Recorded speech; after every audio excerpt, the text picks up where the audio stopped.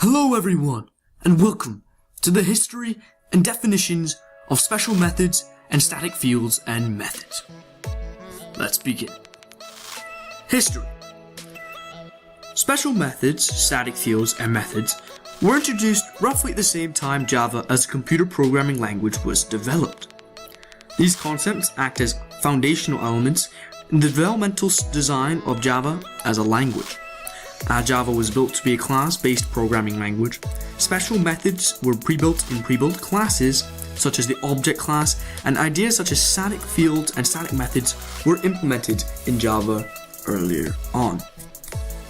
Java, as a computing language, was presented to the public in the year 1955, and since then has updated through multiple different versions to the refined language it is known as today. The creator of Java was James Gosling, who worked at Sun Microsystems. The programming language, however, has since been acquired by the Oracle Corporation. Therefore, structures such as special and static methods and static fields have helped in adding different coding options and possibilities for coders surrounding Java as a computing and a computer science language. Definitions. Special methods are essentially methods pre-written in the object class. As they have certain pre-written definitions and functions in this class, to use these methods in other classes, they are told to usually be overwritten. Through Java's hierarchy-based construction and implementation, all classes who do not extend a specific programmer-constructed class extend from the object class. Furthermore, this means that every single class created or pre-written in Java extends from the object class. So, in theory and in practice, all classes have access to the object class special methods.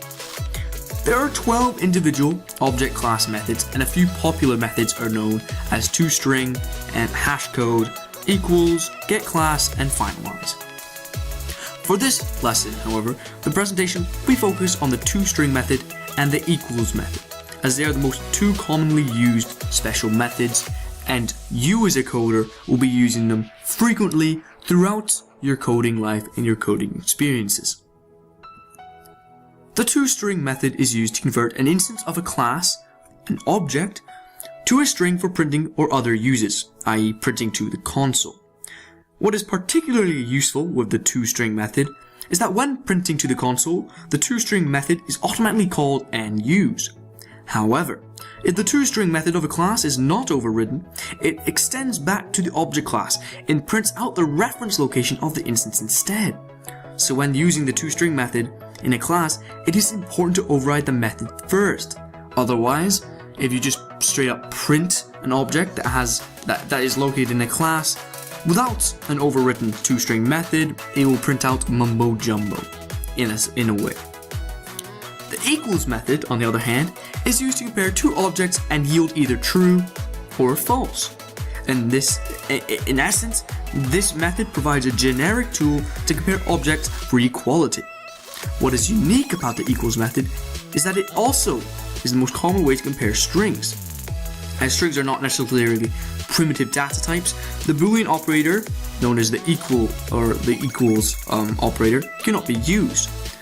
Just like the toString method, however, this method can be overridden to create different conditionals for comparison for different classes, which is certainly useful. For example, let's say you want to compare two objects, and each object had very different sets of variables. However, both of them had the same variables for the same instance, but you wanted a comparison to return the result as true. And you would specify in your overriding of the equals method that this variable equals this variable, return true. Static fields. The basics behind static fields are rather simple. Static fields, also known as class fields, simply consist of variables and attributes of a class. However, what is important is that if a variable of a class is inside a static field, then its value is the same for all instances of that class, and keep in mind that instances results in being objects. This means that if the static variable changes, the value for all produced and future instances of the class also change. When establishing and using static fields, it is important to decide which aspects of a class should remain the same throughout all created objects of the class or should remain different. Obviously, they should remain the same, then the variable or the field should be static. Obviously, if it should be different, then it shouldn't be static. For example, if there was a family class, then instances of this class would include the family members. Non-static variables for each person would include size, weight, height or eye color, etc. However, a static variable would include the location of that family's house. This would be the same throughout each member of the family as they all live under the same roof. For this case, it definitely makes sense to use a static field. If the family moves location, then it's much easier to change the variable for the family as it just needs to be changed once, rather than multiple times for each individual. So let's say a family is from Toronto and they move to Oakville. Well, rather than selecting each individual family object or member of that family and changing their location to Oakville, really you just have to change the family's generic location to Oakville, which is incredibly useful and incredibly efficient. Static methods. When explaining static methods and their unique and useful properties, it's useful to compare them to instance methods. To begin, instance methods belong to individual instances of a class and cannot be called unless there's an instance object of that class. Static methods, however, belong solely to the class itself and outside of the scope of the objects.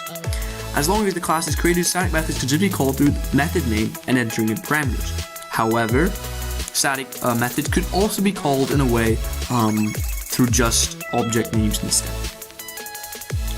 Due to this property, the output of a static method in a class tends to have an impact on all the objects of the class, much like the impact of static fields and variables like I discussed before. However, there's a potential drawback to static methods in some contexts, as they cannot be overridden. This makes sense, as a static method should only have one specific function in a program, right? For example, this test class has a static field called tests handed out, which counts the number of tests handed out. The static method handed out test simply adds one to the static variable. In this case, the man would print 0, then 1 to, the main would print 0 and then 1 to the console. For this example, it is easy to see what and when the function is called in the main, and there is no object needed to be created. So essentially, it acts as a counting class where no instance has to be created, and that's obviously true as there is no constructor. So anyway, thank you so much for listening to my introductory explanation. This concludes the introductory lesson. Thank you.